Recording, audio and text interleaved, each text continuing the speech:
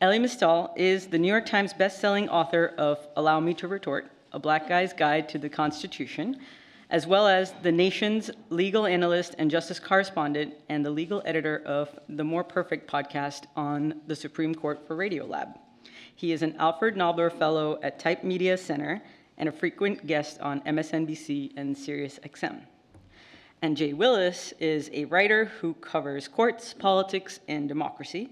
He's the editor-in-chief at Balls and Strikes and was previously a staff writer at GQ magazine and a senior contributor to The Appeal.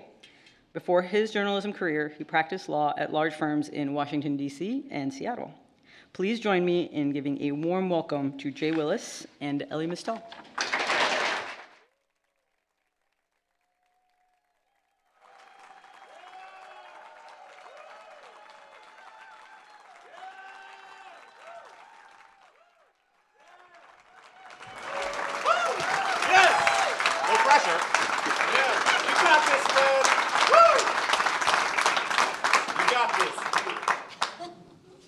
We thought about just sending me out first, just to see how long it would take one of y'all to raise your hand and be like, Elie looks different than he does on TV. People will assume that I was just drunk backstage. Like, that wouldn't have worked.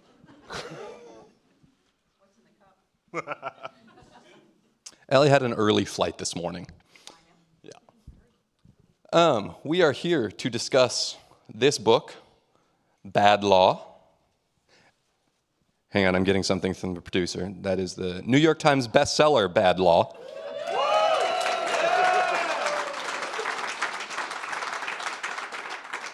Not going to have us discuss it too much because I want these people to buy it and read it. Yes, that's, yeah. But, Elie, I want to start by asking you, there are any number of definitions we could use to pick laws that are bad. Laws that are inefficient, laws that don't make sense, laws that are outdated, laws that are racist, some combination thereof. How do you go about scoping this? How do you decide on the universe of laws that you're going to consider bad?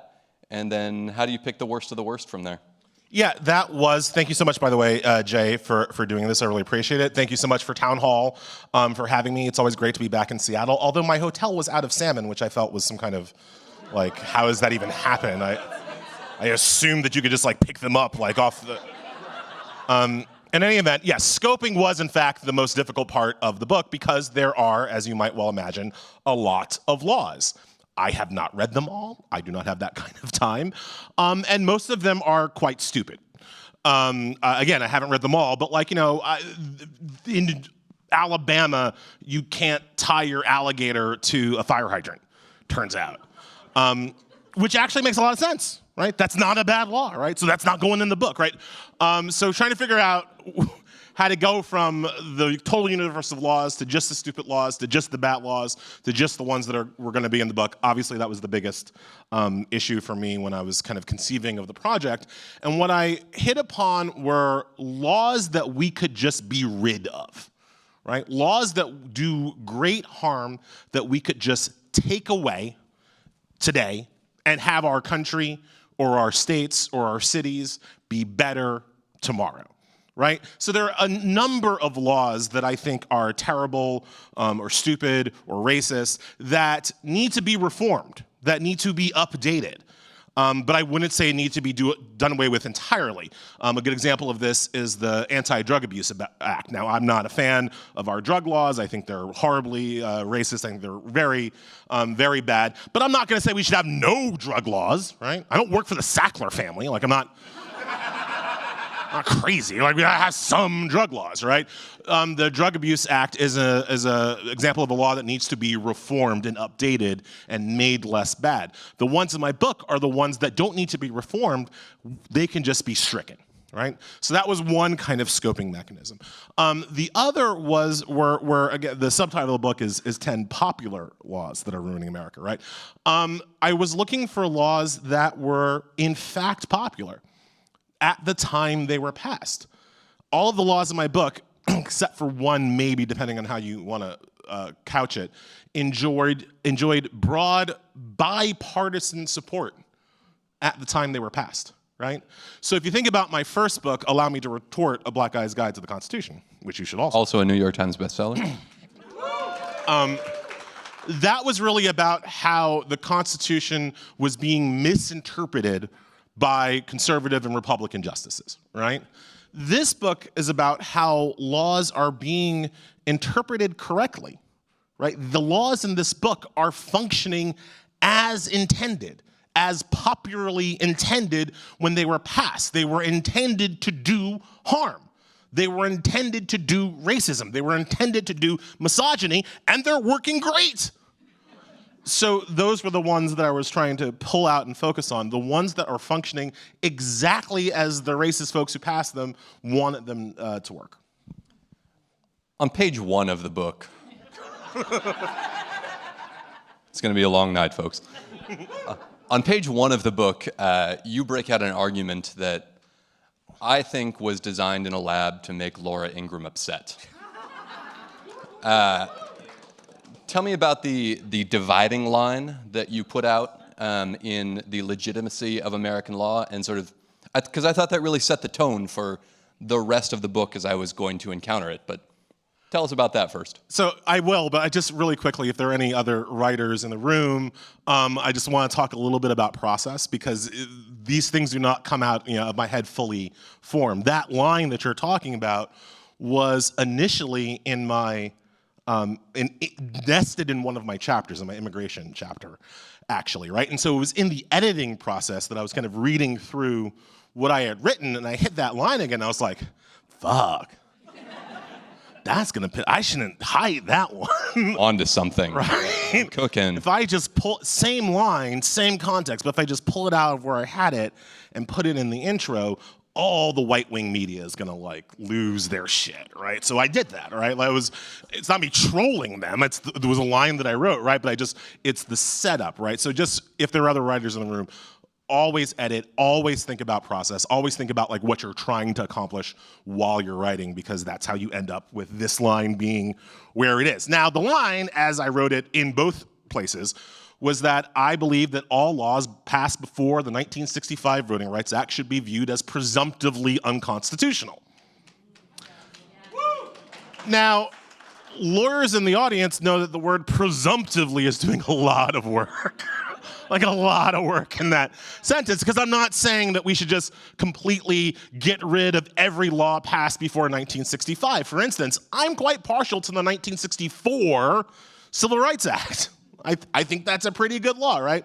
What I'm talking about when I say presumptively, I'm talking about the concept of Supreme Court deference, right? I'm talking about the concept of going to court and saying, look, this thing that we're doing now is legal because it has precedential value, because it's based on something that we did then and then and then and then. I'm like, if you want to go all the way back before 1965, before people had a real right to vote in this country, if you want to go back into our apartheid past, because that's what it is, all right? When you're in a country where you are subject to its laws, but you do not have an opportunity to vote for those laws, you are living in an apartheid country. And that's what we were on paper until 1965.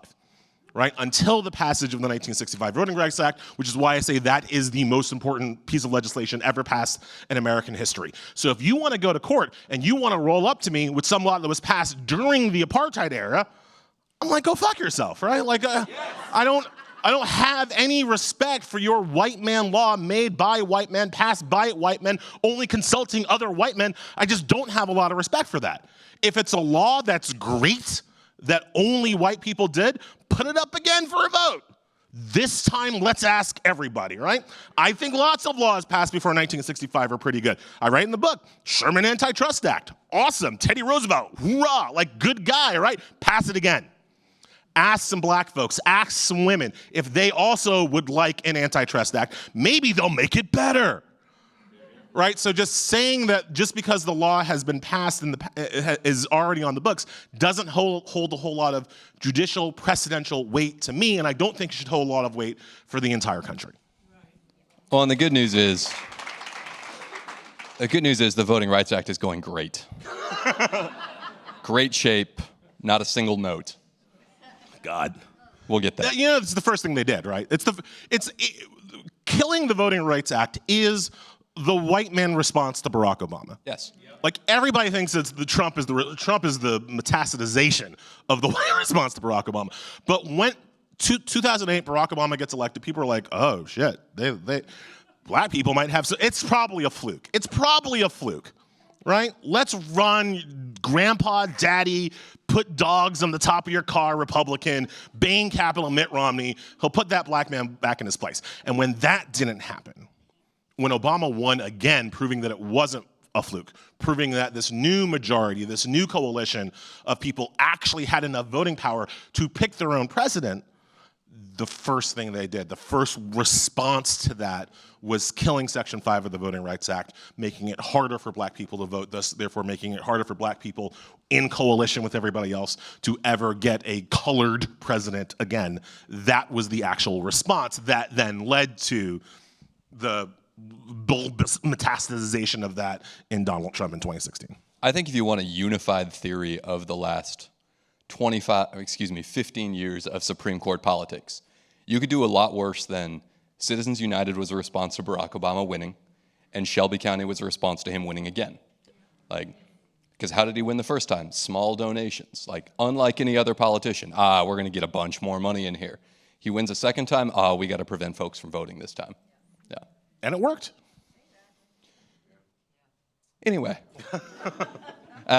Also in the book, you talk about your intended audience. You say that you are not here to persuade people who disagree with you.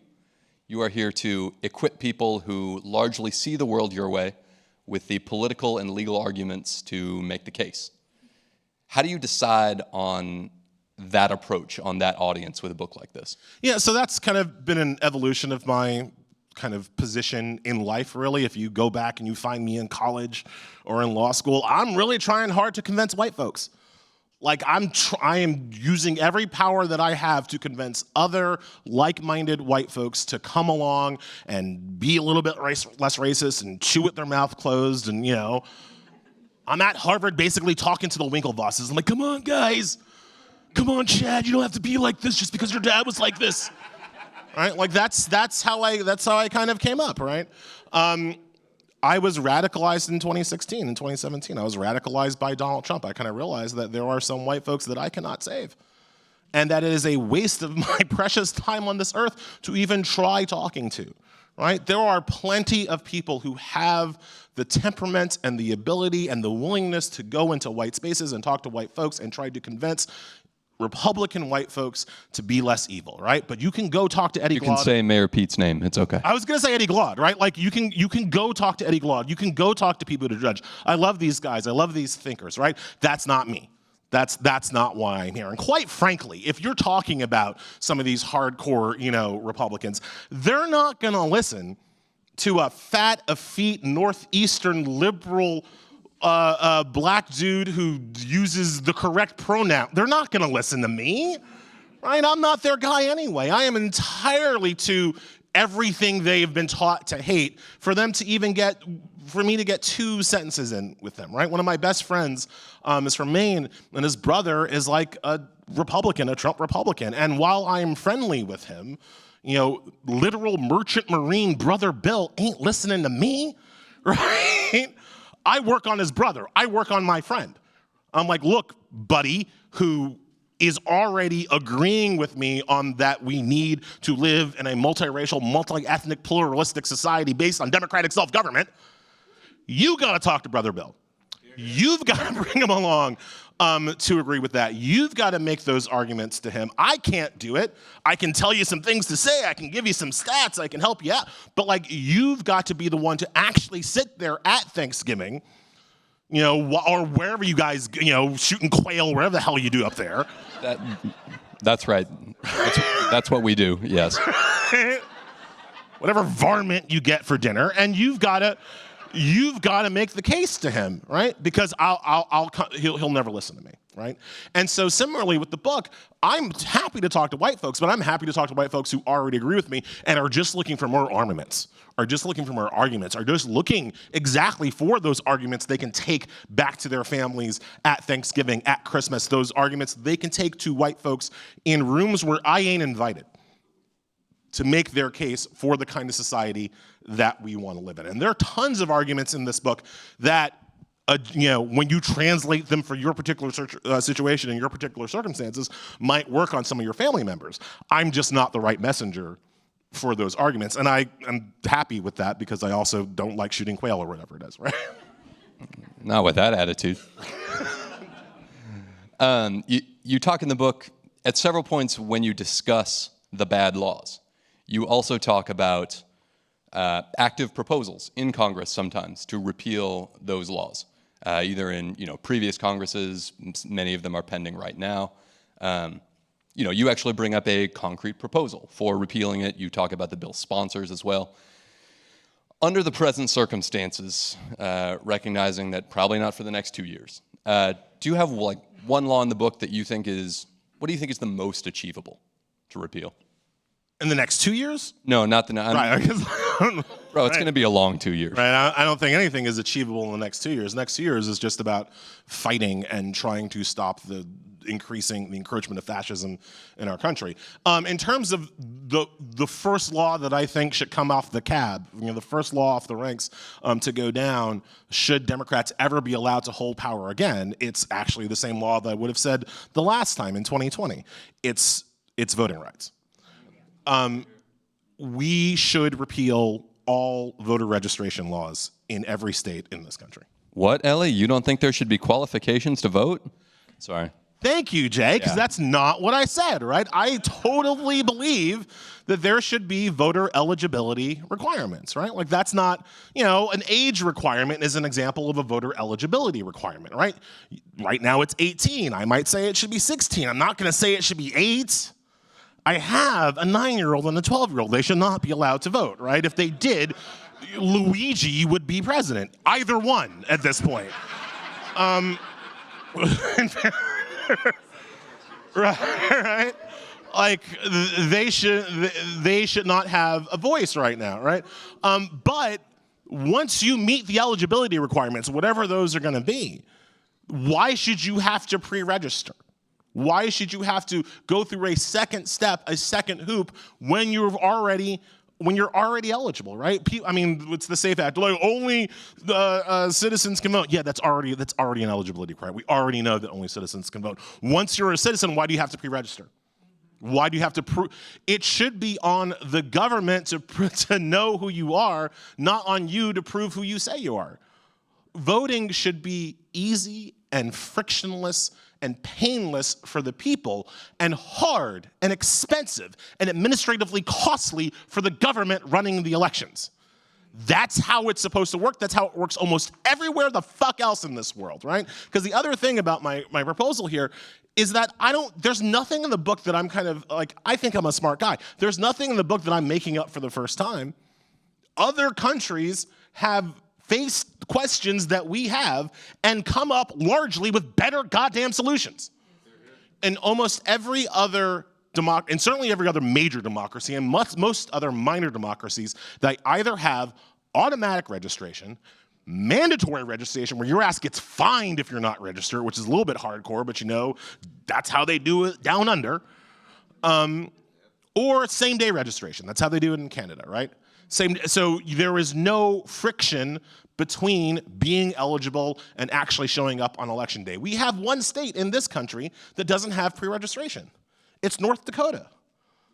Do you hear a lot of voter fraud issues coming out of North fucking Dakota? They all know each other. Right? North Dakota isn't even a blue state as last I checked, right? So it's not even a partisan position. Pre-registration is just a voter suppression technique, and we should be done with it. Now, when Democrats take control, they never do the things that are necessary to protect and expand voting rights. So in my entire lifetime, the way it's worked is that every time Republicans get control, they make voting harder and harder and harder, either through legislation or through the Supreme Court. They restrict and they restrict and they restrict the the ability of people to vote. And when Democrats come back in, they rarely even get it back to the level it was before the Republicans came in, much less expanding it even further, right? Which is, to use a scientific term, fucking stupid. It's literally like, one of the reasons why the Democrats are in this position is because they have not protected the ability of their own people to vote for them. Republicans do it all the goddamn time, but Democrats do not actually protect the ability of their base, of their people, to go out to the polls and vote for them, and then wonder why they fucking lose. It is insane. So yes, the most important law, the reason why it's the first chapter in the book, you have to expand voting rights. You have to make it easier for people to vote, not harder. The last thing I'll say, just because I know this, having done this talk now a lot, I know that what comes up next is always, well, what about voter fraud? Registration. Do you want me to do the voice, or? Go ahead, please. Elie, what about voter fraud? I got two answers for that. First of all, we should make laws based on things that exist. Voter fraud does not exist. So making a law to prevent something, like, that's just stupid, right? If I want to go fishing, right?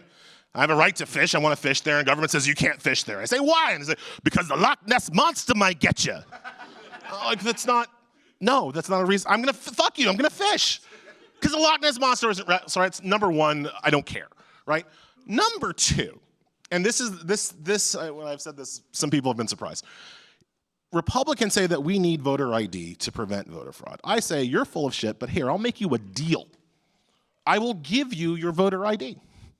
You give me a national ID that is free, because we don't want to have a 24th Amendment poll tax situation. You give me a national ID that is easy for people to get and free to secure our elections, and you take away voter registration.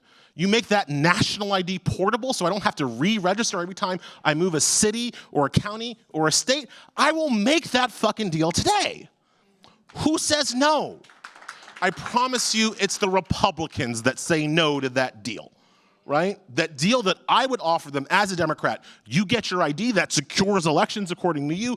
I get mandatory automatic registration that's portable amongst the 50 states. Republicans are the ones that are like, not like that, right? Because the Republicans don't also understand that voter fraud isn't a real thing. They're not actually willing to make a deal to stop their boogeyman voter fraud if it's also going to make it easier for people to register and vote and participate in elections. So that's my answer to fraud. You think there's fraud? Fine, I'll fix it for you. Will you fix my problem? Hell no, because they're fucking Republicans. They don't want to fix things. To your point about Democrats never actually trying anything with voters, it always cracks me up when the Democratic politician in response to gerrymandering in Republican-controlled states is like, well, we shouldn't do that here. It's like, are you sure? Because you totally can. John Roberts said so. Like, Democrats also don't. Again, it's the concept of a deal. Like, Democrats are always trying to make deals from positions of weakness where they get nothing in exchange, right? Like, why if you're going to say that voter ID is very popular, and I will admit it's pretty popular. But fine, so then if you want to just bend the knee and do what's popular, get something. It's politics. Get something for your capitulation, right? It's like I always just say during Obamacare, for all of our formative years, if you went into any law school, they were talking, oh my God, the Republicans will always be like, we got to do tort reform. Oh my God, these lawyers and their malpractice suits. And so now when you bring up a Republican-ass plan, that's what you should have traded for. It should have been, we're going to do national health care, public payer, single payer health care. And Republicans would be like, hell no. And they'd be like, okay, well, our compromise is that we can do Romney care, which is all Obamacare is. We can do Romney care and give you tort reform if you give us the votes for Obamacare and you don't spend the next 15 years trying to overturn it. Republicans would have said no to that too, at which point you're like, great, single payer, then we tried. But Democrats don't it. Look, there's a lot, again, all the laws I talk about, there was bipartisan support for them. And so I have a lot of smoke in the book for Democrats as well, kind of tracking how they, in so many cases, absolutely screwed the pooch. Like absolutely sold out their base or sold out their people or sold out their ideas in order to have comedy and bipartisanship with terrible Republican plans. You know, my process is always like, look, if you show me something bad and be like, bring me the mustache-twirling Republican behind the curtain and I will show you how, right? And every time, there's always a mustache-twirling Republican behind the curtain. But in the laws in this book, that mustache-twirling Republican was always helped by bullshit Democrats who joined forces to do evil. You do talk in your chapter about the Hyde Amendment specifically, about how you wrote this book before the 2024 election, which was bad. I just had to check. If you were writing this today, how, if at all, do you think it would be different? What do you think you would have added? Yeah, so I wrote it before the election, but I also, look, my draft was locked by the time Joe Biden had his first debate. So I was under no illusions during the process of writing this book about how it could go, right? Even after that debate, I was like, I can't change anything, right? Publisher was like, no. It's like, okay, no, it should be okay. It should be okay. But you know, at the point where it's going to press, like I'm thinking we're going to lose the whole like the switcheroo and Kamala Harris and the opportunity that gave us, like that was not on my radar when I was writing this. So I was pretty sure it was going to go bad. There is nothing that I would put in that I would change in the book because part of what I was trying to do, I thought, in the event that it went bad, was to start the process on writing Project 2029. Right? Republicans start Project 2025, not in 2024, right? But they started in 2021 when they have no power, when they've lost everything, and they've just failed at a coup, right? And they had every expectation that some of them were going to go to jail because they didn't know that Merrick Garland was coming in to save their ass. And it's in that context that they started writing Project 2025. So if they can do that, then I can certainly sit on my desk and start writing Project 2029 after watching Joe Biden in that debate and being like, all right, I'm going to be a thing. Because in a situation where you have no power, that's actually the time where you need to start thinking bigger, where you need to start putting plans in place so that if you ever have the opportunity to get power again, you can hit the ground running. You know, I've said in the past, Republicans can always come into office with a plan. They always come in with a sledgehammer to smash things that are important to me. Democrats always come in with super glue and duct tape and flexi seal. And we're like, we're going to plug it up and we're going to, like, where are we smashing their stuff, right? And so the book is really about things that we can smash. And that works regardless of whether or not Harris wins that election or not. Now, the thing that I would have done differently, the thing that I didn't anticipate fully, is that I only have like 3 or 4 references to the actual president, Elon Musk, in the book. And if I was writing it again, as opposed to a couple of passing references where I mainly just kind of treat him as a guy to make fun of, yep.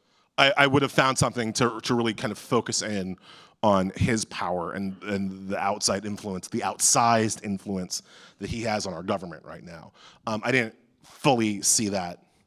You know, that was a real, like, no one expects a Spanish Inquisition kind of situation for me. Like, you know, you knew he was a bad guy. You knew he was important. You knew he could do a lot of evil. But I think I didn't expect Trump to capitulate so completely to him. As he has, and give him this kind of power. I didn't fully, I don't know what I thought. I don't know, like Don Jr. would shank him in the bathroom. I don't know, but like, I didn't think that the entire Trump family and organization would like bend the knee to Musk in the way that it has. Yeah, I started covering politics in 2016, which means I have a pretty pessimistic view about. That's like saying I started flying after 9/11. Like, yeah. What? Yeah. You have no memory of what it used to be like. But I also was surprised, like against all odds, by how quickly it went wrong and how the absurdity of the ways it was going wrong. Like I think once, you know, it was funny to joke about, oh, Elon Musk is the shadow president. But then he's in the Oval Office doing press conferences in like that stupid fucking hat. And you're like, you shouldn't be there. Like, I am pretty confident that you shouldn't be there and you should not have a kid on your shoulders while you're doing it. Well, in the meantime, since the election, rendition of migrants to foreign gulags. How do we feel right now? Scared, right? Yeah.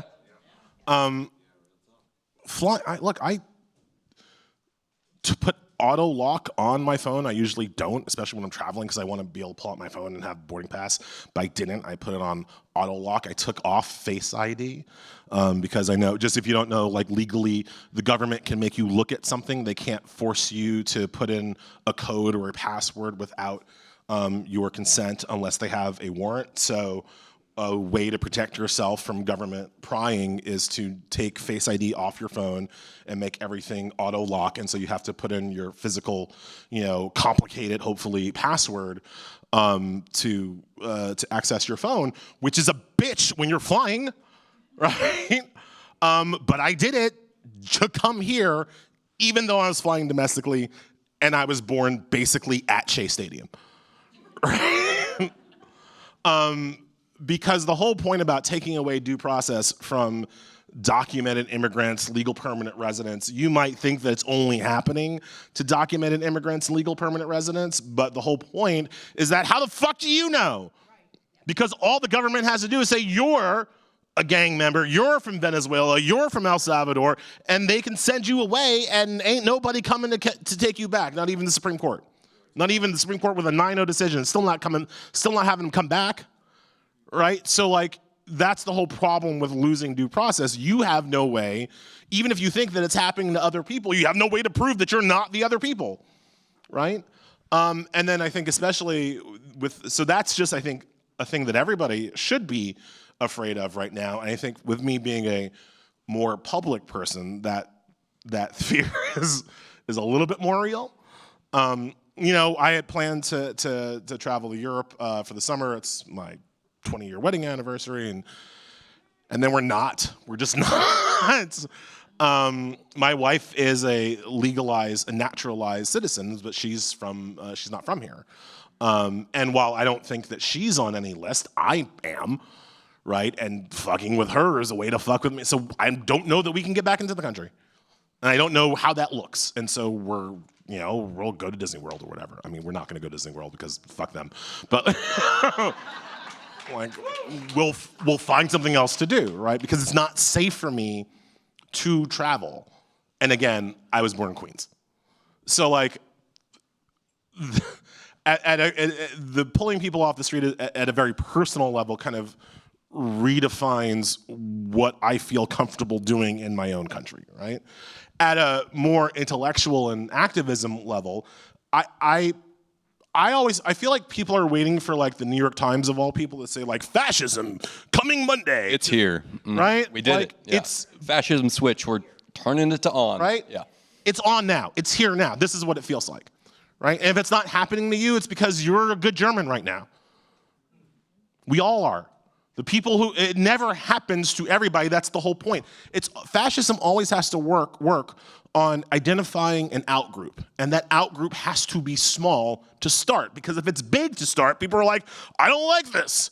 And they revolt against the fascist government. So it's always got to be a small outgroup to start. And that's what they're doing. So that all the other people, all the good Germans can feel like, well, it's happening to only the worst people. It's happening to only the bad people. It's not going to happen to me.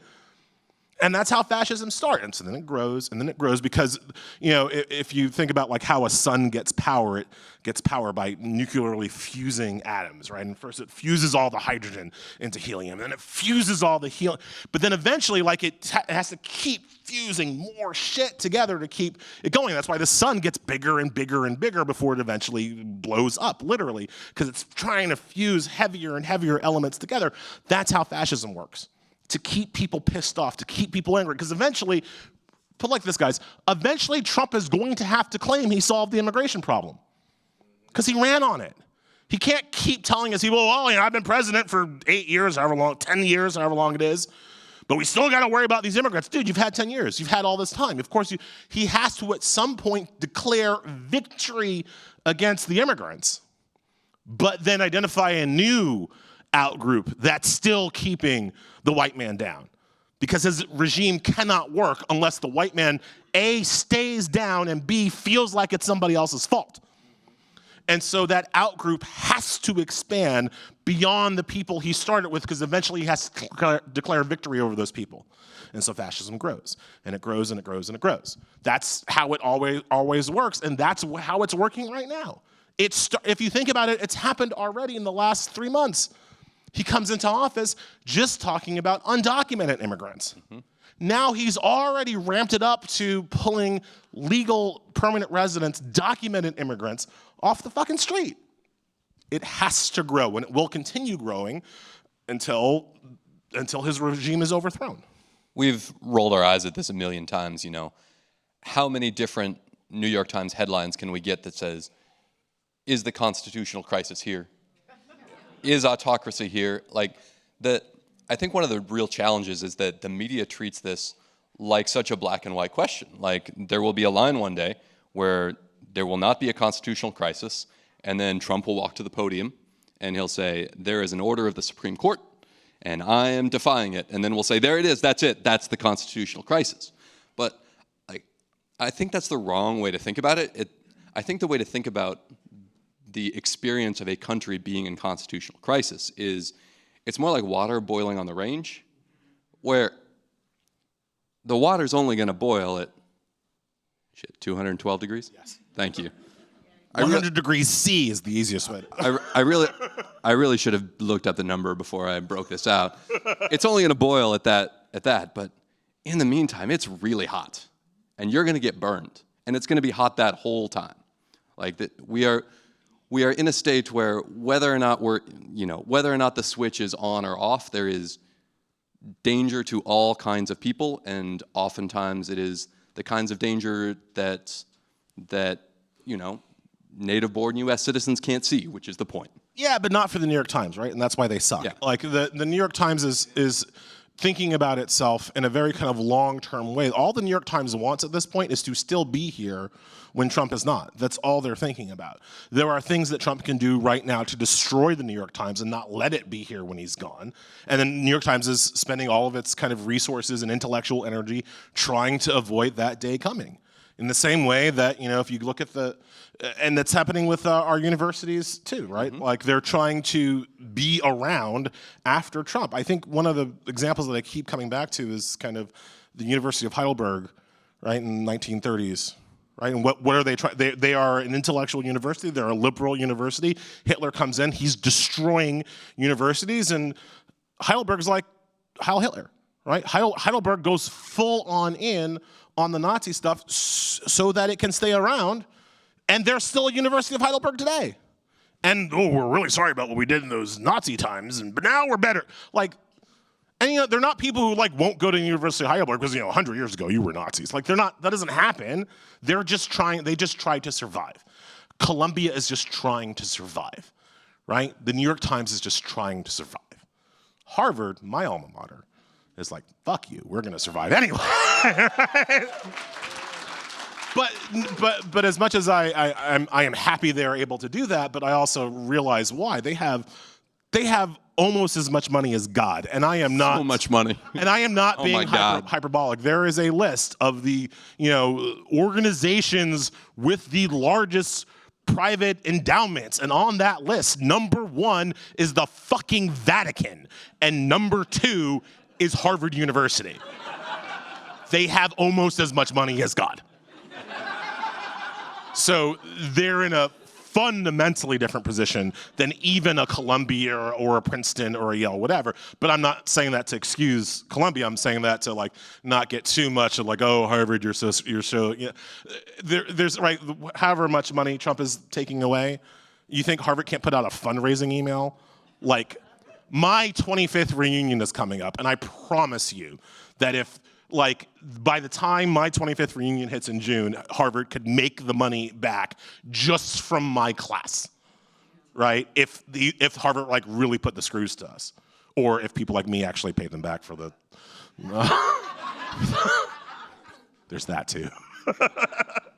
Your old law firm, have they cut a deal with the Trump administration? They have not every Mine day. neither. Nice. But they also didn't sign the letter of the 500 law firms that opposed them. Mine neither. So I was like, come on, guys, don't bitch out at me now. The legal community, the big law community, I think is the biggest example of sniveling cowardice right now in the Trump administration. Because you have to understand two things. One, obviously, I think most people understand, these are the people best positioned to fight Trump. They are literally the high-powered lawyers, and all of their friends are also high-powered lawyers. They can fight him through every legal means necessary better than almost anybody else in this country, right? So that's number one. So when they don't, their cowardice is real obvious. But the second thing that most people don't realize is that their problem right now that they claim, Brad Karp, the Paul Weiss guy, said, well, if we don't cut a deal with Trump, then other firms will steal our clients and we'll do bullshit. Do not underestimate the ability of these 50 to 100 law firms to collude whenever it suits their purposes. They collude on associate pay. They collude on bonuses. They collude on how much to pay former Supreme Court clerks. They collude on partner compensation. They collude on billable rates. They collude on how much, on what kind of work will be taken off of a client's bill. They collude all the fucking time.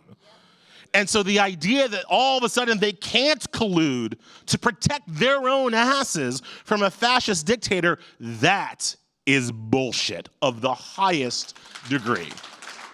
They are just sniveling cowards at this point and should be understood only as that.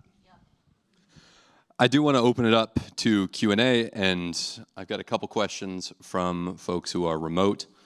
So I'll start that off now, but believe come up to the mic if you have a question. Thank you so much. In the meantime, hello, law student here. Sorry. God, I'm so sorry. You should have talked to us first. What's something that you learned in law school that you think most people ought to know? Elie, it's for the kids. That is a really difficult question. Most people ought to know. Yeah, okay. Most people ought to know how the Supreme Court actually works. Right? It's an entire branch of government. It is the branch of government that has a veto power over the other two branches, and most people have no idea how a case ends up in front of them. Most people have no idea how they actually, I'm not talking about the kind of doctrinal ways they make their decisions.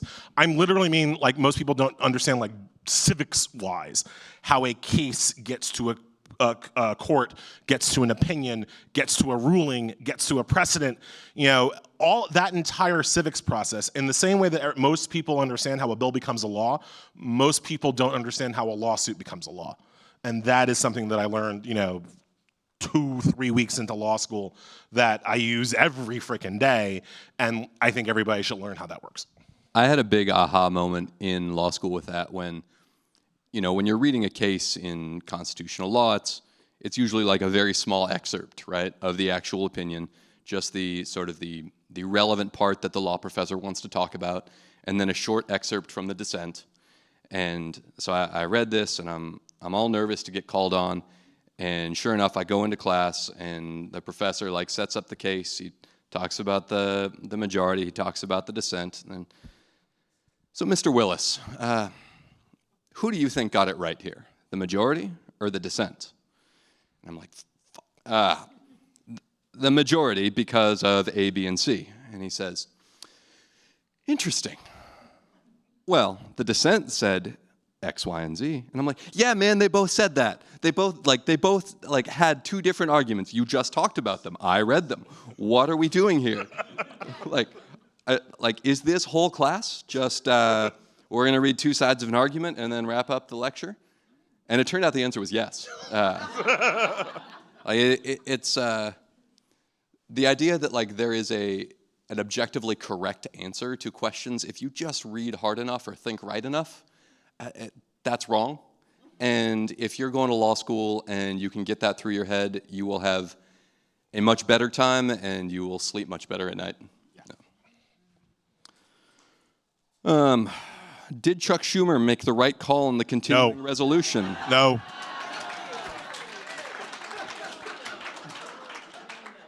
Follow-up question. Also, placards are not a way to protest. That's not like, I don't know what like they would look like they were at a silent auction for fascism. Like, no. If not, why did he blow it? Oh, the Democrats. This question anticipated that you would say no, and your audience knows you. I respect it. Chuck Schumer's. So, have anybody seen Game of Thrones? Hopefully, some of you have. A popular TV show didn't end the best, but there's a scene where one of the characters is talking about the wheel. They're talking about the one house is on top now, but there's a wheel and it goes around, and the house that's down now will be on top at some other point. And that's what Chuck Schumer's trying to do. He's just waiting for the wheel to come all the way back around. Now, the character in the show says, I don't want to win the wheel, I want to break the wheel, right? And that is not the kind of smoke that Chuck Schumer has. That Chuck Schumer does not have that dog in him, or dragon, as it were. Chuck Schumer fundamentally, and so many Democrats in Washington think like this, and the more that I meet them, the more I realize how sad that is, that it's temporary. Trump's on top right now. Tomorrow he might not be. We just have to wait for our turn to be on top, and then we'll be in power, and then then the great game will keep going and going and going. It is a game to them. It is something that's happening to other people to them. It's not something that's happening to them. And they have spent their careers waiting their turn, and they feel like if they just wait a little bit longer, their turn will come right back around. And so that's I think at a 30,000 foot, like that's the fundamental mistake Democrats keep making. They keep just waiting for their turn to come back around. Again, you can contrast. We know that this is the failing strategy because it's not what Republicans do. Republicans don't sit around patiently waiting for their turn. Republicans come in right now. What the Republicans are doing, they're trying to smash the wheel. They are trying to set up a situation where they will never lose power again. They are trying to put themselves in a position where they will never be held accountable for any of their current actions. That's the only way you can explain what they're doing, which is clearly something, things that are illegal, clearly things that if the Democratic Party existed would hold them accountable for in the future. They don't think that's ever going to happen to them. And they're trying to set up a system where the Democrats can't ever defeat them again. That is a bold strategy, Cotton, but it is what they are going for. Democrats are never going for the same thing. They think they're playing a game. The analogy I've made, I know I've made this before, so excuse me if you heard it before, but the Democrats are like that chess player, right? They're like rook to e7, queen to b, right? The Republicans are like, the Democrats put all in the check, Republican. The Republican flips over the board, starts beating the Democrat on the head with the board, right? And shoves the board up the Democrat's ass. And the Democrats go, you knocked over your king? Not allowed to do that. Technically, you just conceded. And the Republicans are like, yeah, bitch, enjoy my chessboard. Like they're not. It's not checkers versus chess. It is power versus game theory. Between that and the Game of Thrones things, I would tell people to fill in the spot on their Elie bingo card. But a long fantasy fiction analogy is the free space on your card. I got a question over here. For a lot of us, constitutional crisis, fascism can seem like abstract out there terms. Do you think people might get it if they realize that we are living in Jim Crow 2.0 post-Reconstruction Mississippi? Which people? Did white people get they were living in Jim Crow 1.0 when they were living in it? I'm just saying, but like if you think about Jim Crow 1.0, there were lots of people who were living that and they thought that was just fine. Right? Adam Serwer, the columnist for The Atlantic, made me buy a book recently called They Thought They Were Free. It's written in 1943 about Germans.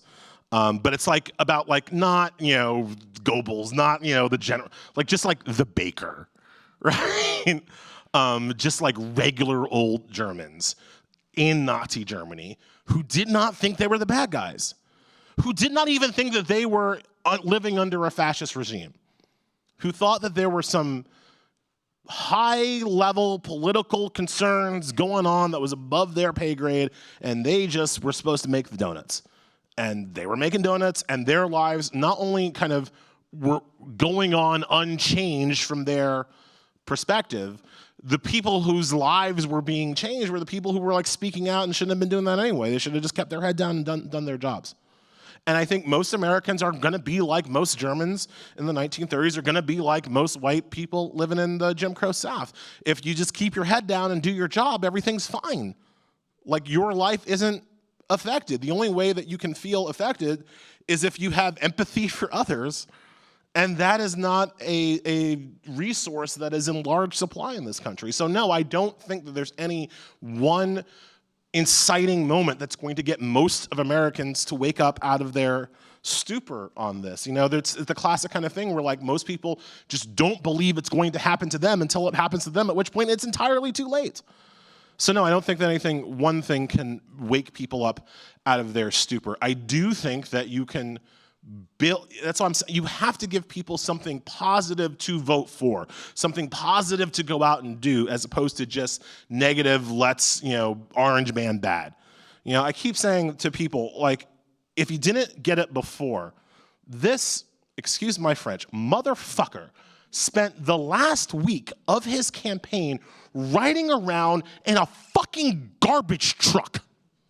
And his garbage voters were like, the truck, I love it. Are you kidding me?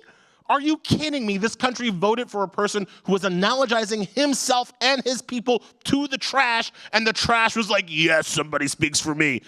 What? Like, those people are so far gone.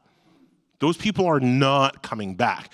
And calling Trump trash, calling him garbage, calling him a fascist, doesn't actually, they've baked that in, they don't care. So if you want to get to the ones who are still gettable, you've got to give them something else that they're going for, right? It can't just be like, he's trash. It's got to be also like, and here's something that we're going to do that's going to make things better, right? It's one of the reasons that, a lot of laws in my book where I kind of focused on them to like, these are things that you can go out into the community and be like, hey, if I get elected, I'm going to do this, and I'm going to take this away, and that's going to fix this problem you have.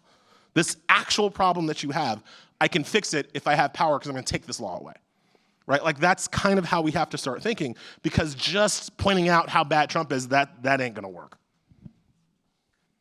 Another one? Yeah, sorry, I'm just sitting over here in amazement. First of all, thank you for coming back here. You're awesome. Like, You're welcome. Literally, you're good too. You're okay too. But yeah, I literally used one of your book, Black Man's Guide to the Constitution, for one of my American government classes. Awesome. I teach part-time, and since then I've just been amazed with your work. I was sitting there a second ago in awe. So I just had to get that out so I could ask a coherent question, because you actually started in the last part of answering Leigh's question before me. You started to answer my question, because so admittedly I do a little work here locally, politically. So is my amazing wife right there, who's just graduated law school. Yeah. Sorry. Yeah, we could have told you not to. Right? No, Nobody talks to us. Basically, I just kind of sit here, and everything you said about the Democrats are things I've said to her time and time again. Like, I remember when, when Harris was swapped in, and I was happy, but also I said, shit, I think we're definitely going to see a Trump 2.0, because he basically trolled him and bullied him using, this meme of like, he's tired, or, was it Sleepy Joe? I was there. Like that. But anyway, so with kind of building on what you're saying and thinking about something to actually give people, you mentioned the Shelby case, and you mentioned how that was part of you put unified theory of like the backlash to Obama. I remember Occupy, and I feel like an element of that too was not just in the paradigm of race, but also class. So I'm wondering, like, in terms of how we approach it now, how would you approach like the question of class in a way that's not how quite frankly, how a lot of white leftists do it, where it's like, oh yeah, let's talk about class, and they don't touch race, but at the same time, make it clear. Yeah, sorry. Yeah, so I get that version. Thank you so much for your question. I get that version of that a lot, and I get a lot of it from Bernie Sanders people, who I agree with on like 99% of his issues, but he has yet to find, and one of the reasons why he was not the Democratic nominee for president is that he does not have a voice for Black Americans, right? He has a class voice, but he can't do it intersectionally with a racial valence or a gender valence. And it's he doesn't always listen to that being a weakness, because he thinks that sometimes he thinks that not talking about those things is how he gets the white working class male to come back to the Democratic Party. And again, as I've I think already made pretty clear, fuck the white working class male. I'm not trying to talk to him. I'm trying to get the Black working class male who sat on the couch last election to get back into the fucking game. I'm trying to get the white working class woman who's married to the white working class male who votes with him to maybe come back to the fold. And I can't do that without talking about a racial and gender valence that sometimes white progressives don't want to talk about, right? You've got to do it together, right? So AOC does it pretty well, right? Jasmine Crockett does it pretty well. Ayanna Pressley does it pretty well. We have people who are doing that well, but here's the thing, they're young. And so one of the things that I need people to understand, especially as I go into, you'll be in rooms with powerful people and they're all very old. And I'll be like the youngest person in the room, and I'm like, I should not be the youngest person in any room, right? I am also pretty old. Gen X needs to understand, boomers, God love them, nothing can be done. Like, we just have to wait for, the mortal coil to be slipped, right? Gen X has to understand that we had our opportunity and we failed. Gen X is a failed generation. We had our opportunity to take the ball, we had our opportunity to push the rock, and we screwed it up. And so now the change that we want, Barack Obama used to say, like, you're be the change that you want to see in the world. You're the people that we've been waiting for. Barack Obama never answered the question, what if we suck? Right? Turns out we suck. We're not going to be the change we want to see in the world. It's going to be the younger generation. It's going to be the millennials, and it's going to be Gen Z. And Gen X needs to not only get through their head, they need to understand that in such a deep way that they step back and get out of the way, because boomers are still gumming up so many of the positions of power, and Gen X is kind of waiting there, okay, it's almost my turn. Nah, bro, it's never gonna be your turn. You lost. You had your chance. You already blew it. You gotta step back and let these younger people actually take the positions of leadership when the boomers finally relinquish them from their cold, dead hands. Right? And that is hard for Gen X to understand, right? I always use, like, I'm a dad, right? My job is to bring orange slices, right? I'm not supposed to play in the game. I'm not supposed to score the goal. That's my kid's job, right? I'm there with the orange slices. I'm there to, like, take them out for pizza afterwards. I'm there to give them money because I'm older. When I talk to a Gen Z person, I'm like, son, have you heard of this word called a mortgage? I have one. It means I'm financially stable. You can't spell it. Here's $100. Go protest. Right? Like, that's actually my job. My job is to provide aid, comfort, financial support. And if they want some of my wisdom, I can be there, but they probably shouldn't really listen to me because I fucked it up. I'm part of the generation that fucked it up. Why the fuck would they talk to me? We lost. We couldn't stop an orange, crazy, boomer fascist man. And they're going to talk to us about how to, like, go for it. No. You have to step back, Let the kids lead. You were talking about Occupy. People came down on Occupy. What's your plan? What's your this? What's your call to action? It's one of the reasons why that movement fizzled, because there was so much ridiculous outside pressure on them to be something that they weren't. Thank you. And so, like, at some basic level, older people have to step back and let the kids lead. Sometimes they will do great things. Sometimes they will screw up. But all we can, our highest best use at this point is support, not hierarchical leadership, because we obviously don't know, because we obviously didn't do it ourselves.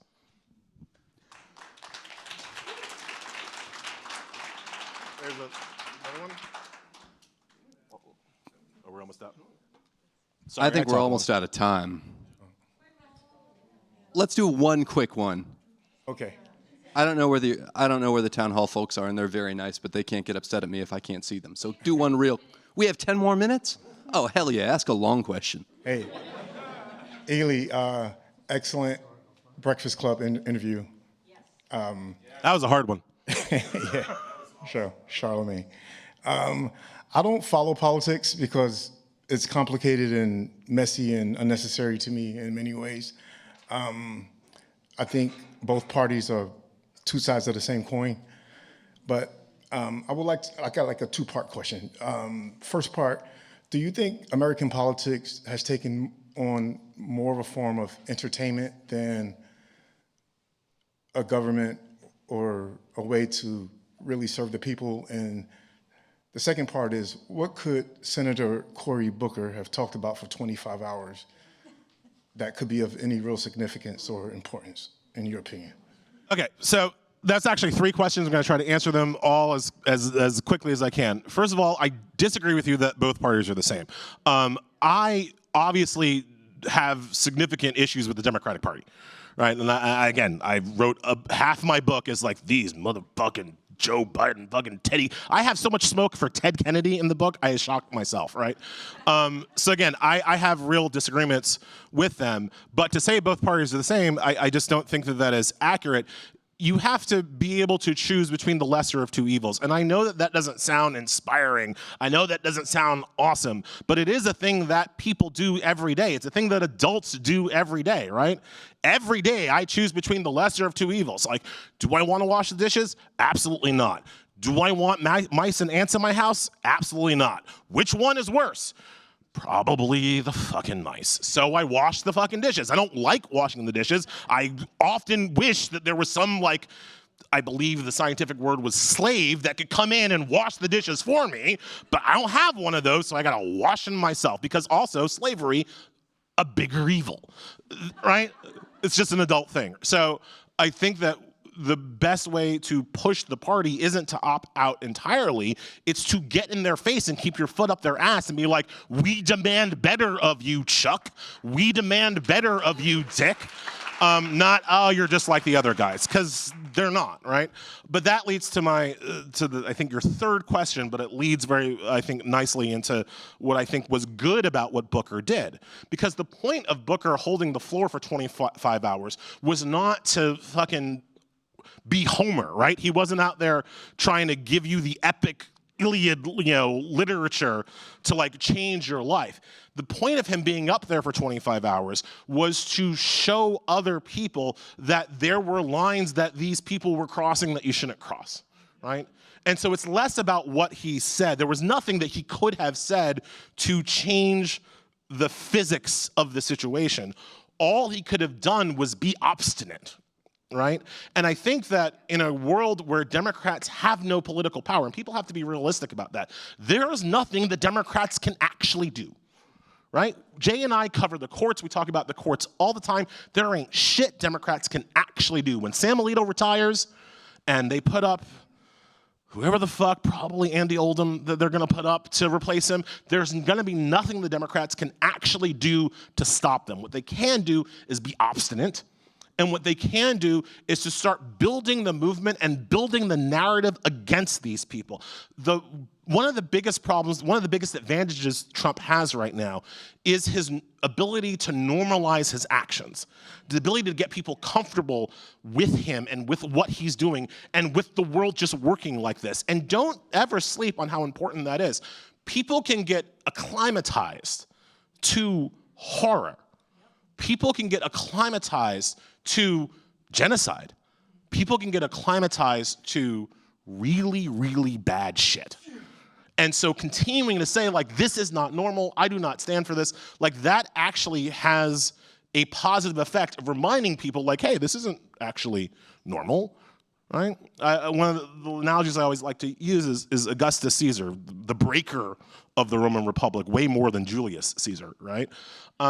The only reason why Augustus was able to succeed in breaking the Roman Republic is because he ruled for 40 years at a time where people would die because, like, it was cold outside. Right? At a pre-Robitussin time, ruling for 40 years was a long fucking time. And most of the people alive when Augustus died did not have a memory of what it was like before the Caesars. And so they just thought that was normal. One of the advantages that we have is that Trump is not going to have that longevity, right? Big Macs will get him before Livia does, right? And so at some point, people who are alive after Trump leaves office will remember there was a time before this. And keeping that memory alive is actually, like, incredibly important. Because if we ever get used to this shit, we're gone. We're done, right? And so, sorry, I think there was a second question that I missed. I apologize, but I hope the bookends were enough. Okay, I'll keep my question quick. First, thanks for coming. Thanks for speaking out. I know it's really important. You talked about these law firms capitulating and how they're cowards. Are they really cowards, or are they collaborators? And kind of corollary to that, what does it mean that they're collaborating? Like, when they capitulate, what does it actually mean that they're giving Trump lots of money? Yeah, well, first of all, why not both, right? Like you can cowardly collaborate with, you know, a fascist dictatorship. What it means is that they are doing exactly what I was saying in my last answer. They are willing to normalize him. Think about what Trump is actually asking them to do, right? They're punishing them for having clients with legitimate cases in front of Trump, right? So he's trying to cut off those cases. That's not actually going to work because there's always going to be a lawyer willing to take a case and willing to push forward, you know, an argument. So, like, losing the ability of Paul Weiss to argue your case as opposed to, that's not going to make the cases go away. I mean, Trump is stupid enough to think that, but that's not actually what's going to happen, right? So he's asking them to drop the cases, which they are doing because they are cowards. And then he's asking them in this other thing that comes through all of the settlements, right, is to invest pro bono resources in Republican causes. What the fuck does that mean, right? One of the reasons why there aren't a lot of pro bono Republican causes is because Republicans have money to pay for lawyers. Chamber of Commerce does not need a pro bono lawyer. If you're a lawyer, you like money. So you're like, no, I'm not going to take you for free when you could just pay my bill. So what is this thing that he's asking for with these pro bono causes for Republican organizations? It's the normalization. In a lot of firms, these Republican causes are fucking crazy. They're not legitimate. They're off the wall. It's Chris Rufo anti-DEI bullshit, right? Nobody actually wants to touch it. He's trying to make law firms touch it and get into it and normalize it and make it just part of the normal course of doing business. Oh, of course, we have our clients that work for Habitat for Humanity trying to build houses. We also have these clients that are trying to bring about apartheid in the United States. Oh, yeah, it's 6 of one, half dozen of the other. It's trying to normalize the shit. That's what he's really, and that's where we move from mere cowardice to complicity and capitulation. I wonder how many of the law firms just sort of think, like, if we just sign our names on the agreement and say we're going to do these causes, that he'll just leave us alone and isn't going to track this closely. Although that hasn't worked, right? I mean, What makes you think he's going to go away? Yeah. It's the abusive relationship problem, right? Like, it's that classic kind of like, if you hit me, if I say, oh, don't, and then you'll stop hitting me. No, you won't. It's just going to do it again. That's what an abuser does. And Trump is an abuser of like the entire country. Let's do last one. Awesome. Sorry. I guess I'll be a Gen Z asking for your advice.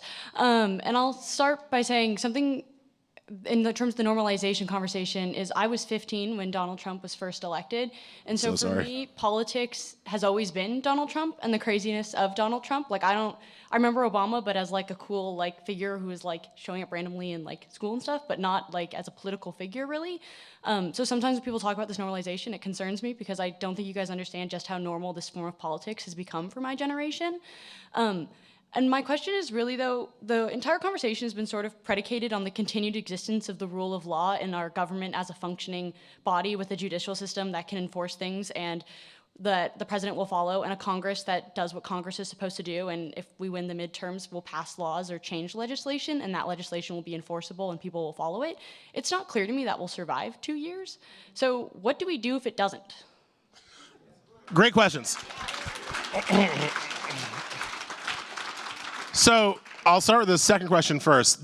This conversation was not predicated on us winning in 2 years or no, I am not predicating shit on that. I do not know that we'll have a free and fair election in 2 years, and I certainly don't know that we'll have one in 4 years. I think we're much more likely to have one of those autocratic elections that you see in literal dictatorships where it's like, I won with 90, J.D. Vance wins with 96% of the vote. People must love him and his small hands that can't hold a trophy. Like, that's what I think we're heading for. So I don't think the conversation is predicated on us winning and having power again. The conversation is predicated on if you ever are allowed to have power again, here's just like exactly what you do next, right? To make it harder for the other guys to come back into fascism, right? So that's what the predication of the conversation is on. In terms of what do we do, as I was saying earlier about how fascism grows and metastasizes, also realize that that is the very seed of fascism's downfall. Fascism always overplays its hand. And if you look, especially within modern eras, if you look at fascist governments, you find they either blow up really, really quickly, or they last for 1,000 years, right? Like that, and the difference between those two happens now. Like literally happens right now. Either this will be the kind of, and I'm not saying like 2026 now, but like will happen in your lifetime. Either this will burn out in like 5 or 10 years and it will be a horrible blip that people learn about in history books, or we're in for like another 150 years of this shit. I mean, it's kind of that, historically speaking, it's on that knife's edge. But historically speaking, fascists usually, especially dumb ones like Trump, they usually overplay their hand, and that gives people a vector, an opportunity to rise up and stop them. Again, we are lucky that Trump is already so old. We would be in much worse shape if this was like a young, energetic 50-year-old man. We are lucky that he is a Big Mac-laden 80-year-old that is, nearing the end of his natural course. But I didn't want to address your first question in terms of like you're 15 and you've only known Trump, because I heard a lot of gasps in the audience with that, right? But folks, remember, I was born in 1978. That means that when I was 15, pretty much the only person I knew was Ronald Reagan and George Bush. Those had been the presidents for my entire life until this random dude from Arkansas, who I thought was a Democrat, kinda-ish, right, showed up and started getting blowjobs in the White House, right? Like that was my political upbringing too. So it's, from her perspective, like it sounds, we feel so bad for her, right? Oh my God, like this happens to lots of people. And the question is whether or not people end up completely opting out of the system or leaning in. Obviously, I was the kind of kid that leaned in. Obviously, she's the kind of person that's leaning in. For everybody who kind of is going through, all the young people who are going through this Trump administration with a distaste for politics, there will be others who will be leaning into that. We like, wow, I actually have to do something. My kid is 12, has no memory of Barack Obama at all, only knows this craziness. And if you talk to him about like what he's most concerned about, it's two things. Before this last week, it was one thing, climate change. He was talking about climate change. That's the only thing he cared about. Is Trump going to do worse for climate change? What are you doing? My son was disappointed when I didn't have a climate change chapter in my book. He's like, oh, right? He cared about one thing until 2 weeks ago with the tariffs. And now he cares about two things because the tariffs are literally making it harder for him to get the Nintendo Switch 2. And when I tell you I am exploiting that motherfucker for all it is worth, I am literally using that to be like, oh, well, Trump with the tariffs today. I mean, this is one of the reasons why you can never trust Republicans. I mean, this is one of the reasons why supply side economics and every single anti-Alex P. Keaton thing I've ever wanted to say to this guy, I am straining through the Switch 2 right now, right? Trump is going to he's going to piss off a lot of people, make a lot of people opt out for at least the time, but he is going to make a different kind of person lean the fuck in. And it might well be that he is breeding the seeds of his own movement's downfall in the young people right now.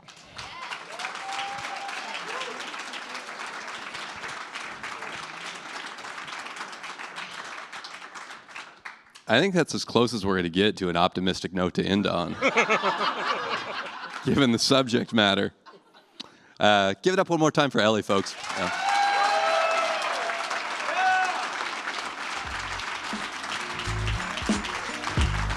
Okay, I am going somewhere to sign books over there. All right, cool.